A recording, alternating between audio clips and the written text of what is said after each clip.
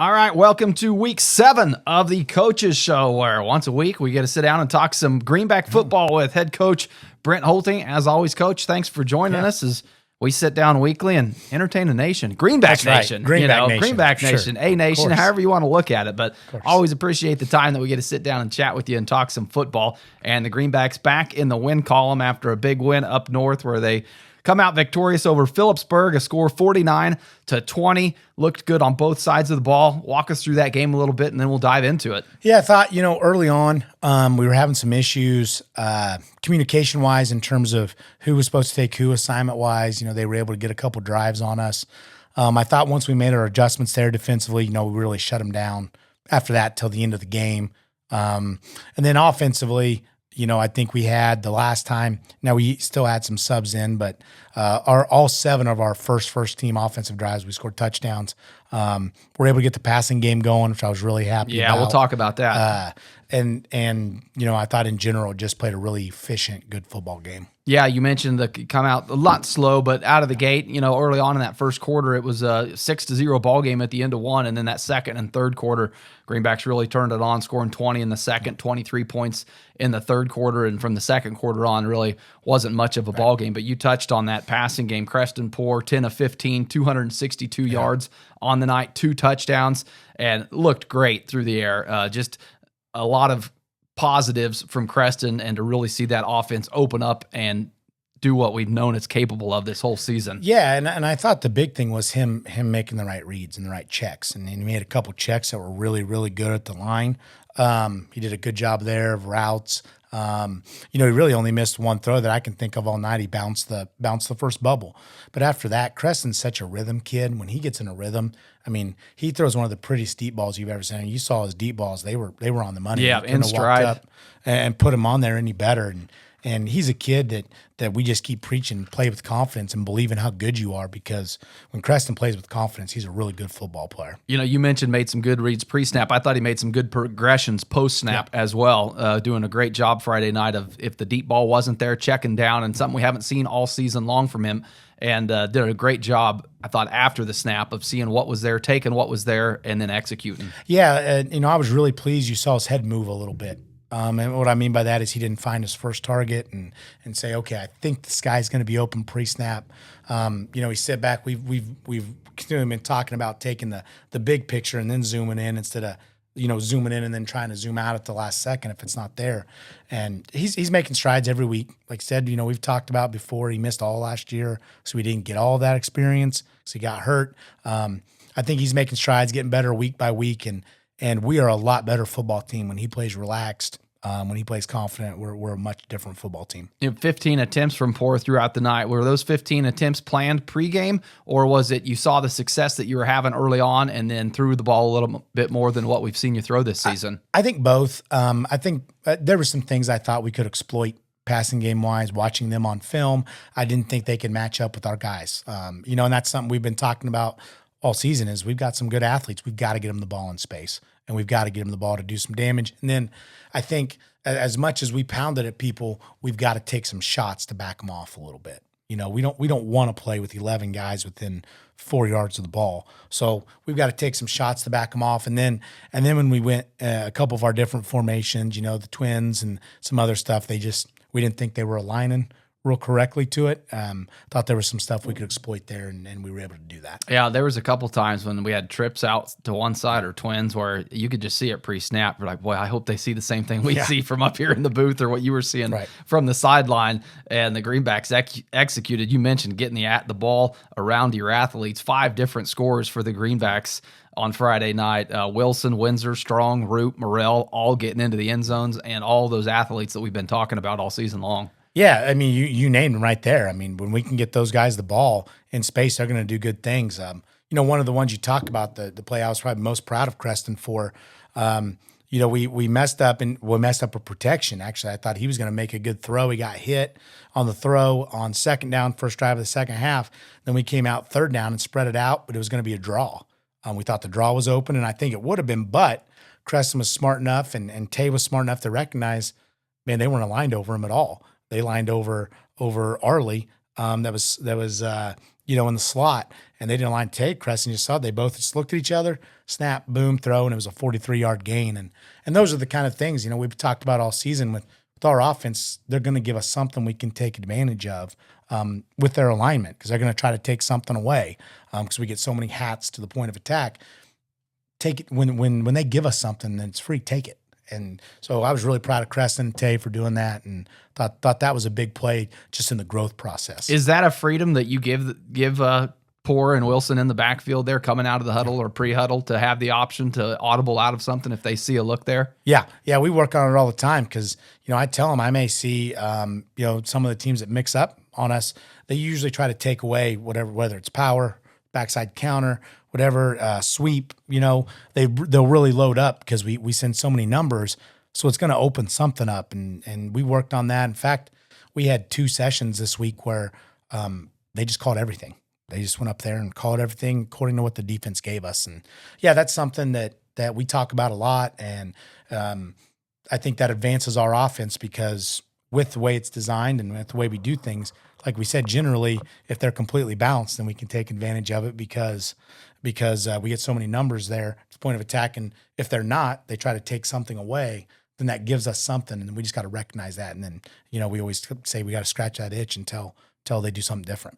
We'll run down some of those game stats for the night. Creston Poor, we mentioned the 10-15 for 262, 2 touchdowns on the ground. The leading rusher, once again, Tay Wilson, getting over 100 yards, 14 carries, finished with 102 on the night, and 3 touchdowns, all 3 in the first half. Had a big game again for Tay Wilson. And the leading receiver in the air, Arlie Morrell, 5 catches, 117 yards, and a touchdown. Morrell with his biggest game of the season. How nice was it to get him going and seeing? We've talked about Morrell all season long, and just, boy, we can't wait to see him get going. And man, Friday night he did. He went out and, boy, he was an inch away from having 2 touchdowns there. Well, that was the one we're on him about that one. Like, hey, I know it. He was trying to just absorb it and then fold over, and the guy just got enough of him, knock him off. And I said, man, you're such a big, strong kid. Turn into him and finish that run. And so it was funny. His girlfriend's awesome. They've been dating forever, Kate. And she was like, man, I told him, like, he's got to turn into that. So I don't think Arlie will make that mistake again.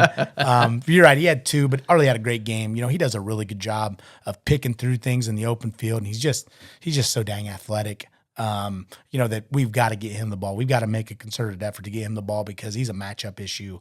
Night in, night out. There's just not 6'6" kids that run and move like he does. What did the team learn from having to bounce back after that loss? We talked to you last week after that collegiate game, and the question mark was, how are the Greenbacks going to respond after their first loss of the season? We go on the road then to Phillipsburg in that long road trip, respond the way we were hoping to. What is, as the head coach after that game, and kind of after you saw it play out, what do you learn after seeing how they bounce back from that? I think for me, it's learning like how resilient are our kids. Where's their frame of mind? What's their focus? And I thought our kids were very good in that respect. We talked all week about facing adversity. That's part of life. You're going to face adversity in everything that you do. Nothing good comes without some adversity. Now, maybe easier sometimes than others, but we knew we had a tough path. We know also our kids recognize they're mad. They know we didn't play very good. They know that, nothing to take away from collegiate. They played great, but that we didn't do anything right. And that I told them falls on me more than anybody. And we talked about, so what do you do when you're faced with adversity? You can do one of 2 things. You can feel sorry for yourself. You can start pointing fingers and blame other people, or you can say, did I do everything I was supposed to do? And if not, I'm going to correct that. And I'm going to do everything I can to get us to win next week. And I thought our kids responded in a positive fashion. Yeah, they came out great. We saw some new wrinkles in that offense that we seem to see every single week. Something throws us off up there in the booth. We saw the shovel pass this week against Phillipsburg. Saw it twice where Morrell cut through there, saw the shovel pass. And where did that come from? It seems like every week we see something a little bit new. So I always wonder how much time is spent on innovation and execution.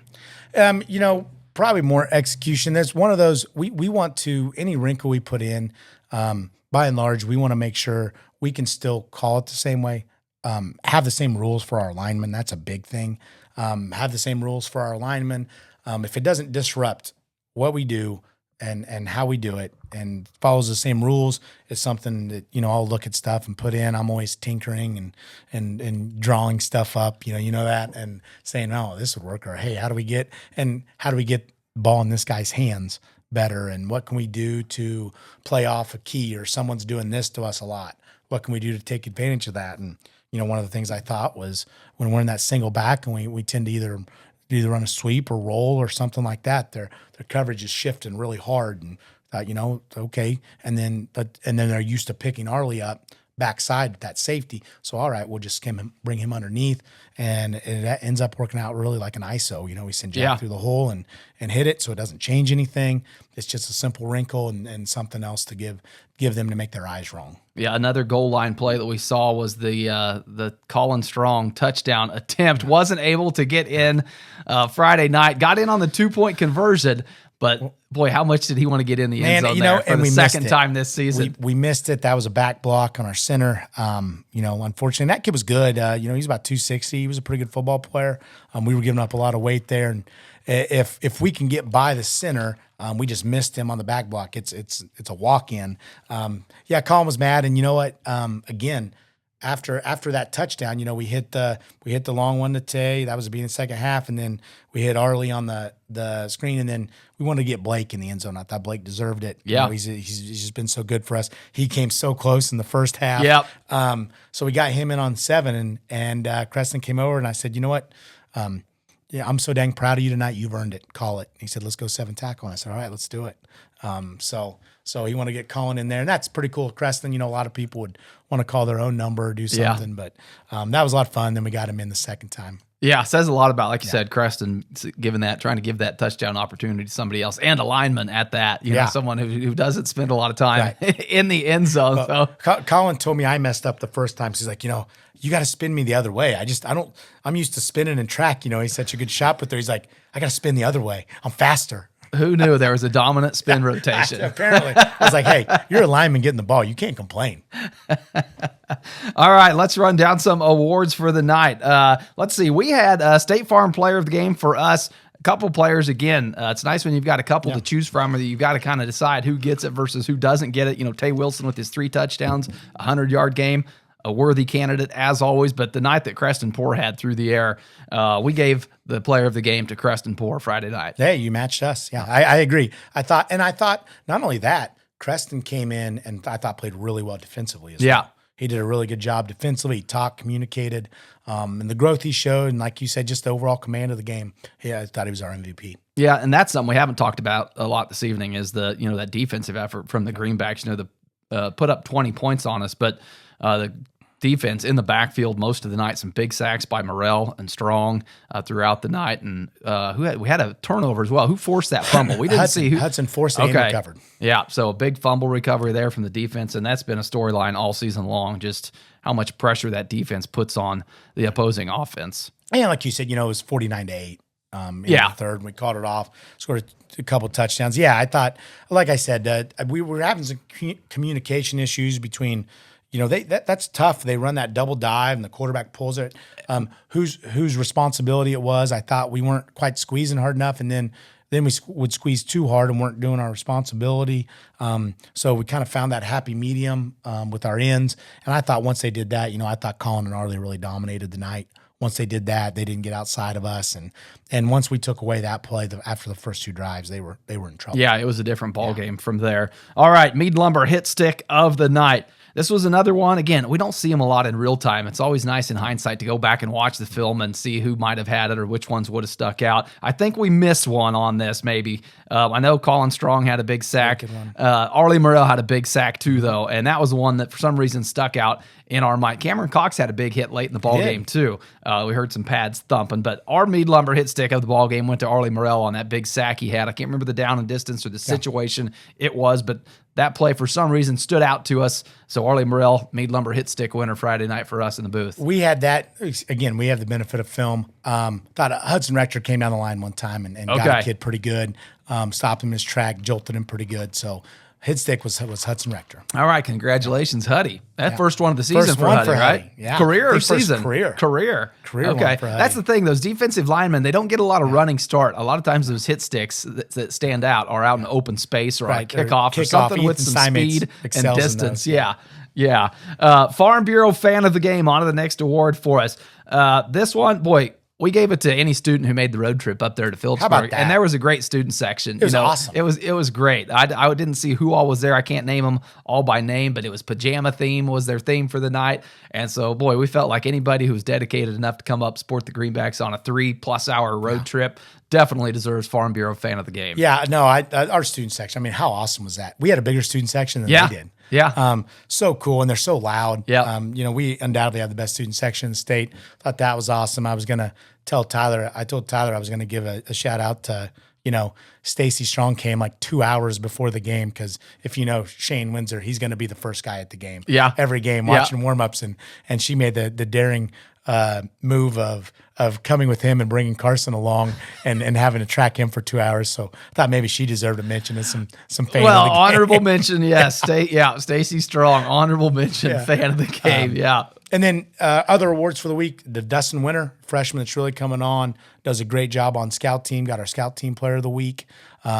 Defensive player of the week, thought Colin Strong really controlled, had a lot of plays in the backfield, just squeezed everything off. We put him at strong side, which is where they really wanted to run, and they just had a really hard time. I mean, he just choked off all of their oxygen on that side. Thought he was great. And then, of course, we give the offensive, and we thought offensive, like you said, Tay's in there every week. Yeah. He could get it every week. We thought Arlie just got his busting out his first 100-yard game. Yeah, he did. Had a great game. So, again, with so many offensive scores that night in big games, which is a good problem to have. That's a good problem when you're trying to decide, boy, who do we give it to? Versus the week before with the hit stick, we were like, who do we give it to in a much different tone? That's not fun. And we even talked about it tonight. I was like, guys, I want something that everyone, like Taya Hallstad or Ethan Alarned, like, hey, everybody knows, like, I want 7 or 8 of those where we're like, gosh dang, there were so many good hits. What are we going to pick? Yeah.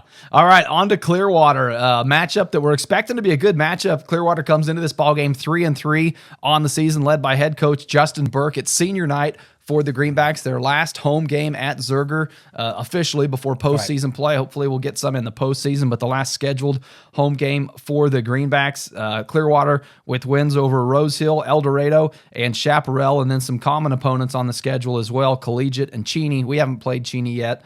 Clearwater fell 50-22 to Cheney, and in that Collegiate match up last week, kind of a similar score to what the Greenbacks had, a loss of 35-0, and big district implications in this ball game as we get back to district play. Both teams kind of vying for that 3 spot or 2 spot, depending on how the season shakes out. But this game, a big game for the Greenbacks. Huge, and they're a good football team. Like you said, it was 14-0 halftime of Collegiate. It was a game all the way into the fourth quarter against Cheney. Cheney put up a few late. They were a good football team, really good football team. They've got both their quarterback and running back have rushed for almost 700 yards or more. Quarterback's really slippery, makes good decisions, runs their zone read option stuff really well. Running back runs really hard. They got a few big linemen that play really hard. Coach Burke does a great job. They are really fundamentally sound, and they really challenge you mentally because they shift, move, get in all kinds of different formations, have different, they've some where they put a lineman out, do all kinds of stuff to get your eyes wrong and then try to hit you with a big play because you're undisciplined. So they're going to be a big challenge on Friday. And you mentioned, I think discipline is going to be a key to the night. We were talking about it a little bit before we went on air about having to prepare for a team that you haven't played before, and then saying that, well, it goes both ways as well. They've got to do the same. They're in the same boat as neither team, not knowing what to expect from an offensive or defensive perspective without any history or game tape to go back and look on. What's the challenge on both ways of that? Or do you just say, hey, we've got the same playing field, so discipline is going to be the key? I think that. I mean, I think we try to do some things, and we just like everybody else run the tendency reports and try to figure out what they like to do. And a lot of times when you do a ton of formations, generally you're not going to run a ton of plays out of each one because you just don't have enough. So you can kind of, hey, they like this. But again, Coach Burke's a good coach. We told him he's going to put that on film, and then he's going to have an answer for it. Just like we try to put some answers in every week for what we think that they will do. And so I think the big key is read your keys. That's the big thing with them. Get your eyes right. They thrive on getting your eyes wrong. So get your eyes right, read your keys, and then fly to the football because they got some, like I said, their quarterback's really slippery, got some guys that can make some plays. And then offensively, I think the key is, as it always is for us, establish line of scrimmage, get downhill, get off the ball, and then set up our play action and everything else we can do with it. Well, we look forward to calling it, Coach. The Greenbacks trying to go 6-1 here at home Friday night against Clearwater. It's senior night, so if you're out there, make it down to Zerger Field. Should be a good night, Coach. Looking forward to the call and see you Friday night. All right.